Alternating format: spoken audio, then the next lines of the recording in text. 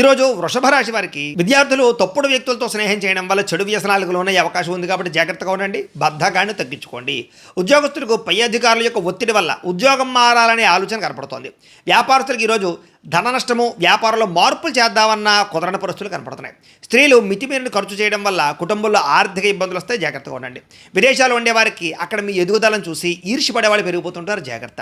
అక్రమ మార్గంలో డబ్బులు సంపాదించాలని చూస్తే మీరే నష్టపోతారు. కాబట్టి బెట్టింగ్ల జోలికి, జోతం జోలికి అసలు వెళ్ళకండి.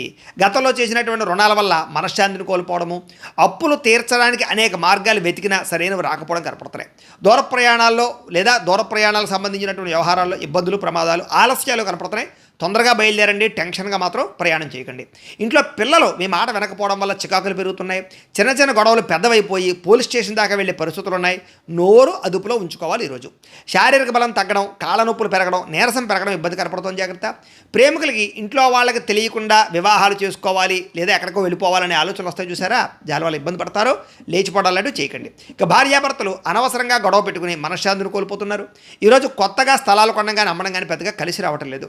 ఎవరిని నమ్మకుండా మీ పని మీరు చేసుకున్నట్లయితే ఈరోజు మీకు బాగా కలిసి వస్తుంది. కాబట్టి కాలాన్ని సద్వినియోగపరచుకోండి. శివుడు అంటే మీకు ఇష్టమైతే కనుక ఆయన్ని తలుచుకుని ఒకసారి లైక్ చేయండి. ఆయన ఆశీస్సులు లభిస్తాయి. అలాగే రేపటి రాశి ఫలం కూడా మీకు రావడానికి సబ్స్క్రైబ్ చేసుకుని ఫాలో అవ్వండి. ఇక్కడ కనపడుతున్నటువంటి ఈ లింక్ మీద మీరు క్లిక్ చేసినట్లయితే ఈరోజు ఇంట్లో శివుడికి ఎలా పూజ చేసుకోవాలో వీడియో వస్తుంది. ఆ వీడియోని ఎదురుగుండా పెట్టుకుని మీ ఇంట్లో ఈరోజు శివ పూజ చేసుకోవడం వల్ల మీకు ఈరోజంతా శుభప్రదంగా ఉంటుందని తెలియజేస్తూ లైక్ చేయడం మాత్రం మర్చిపోకండి.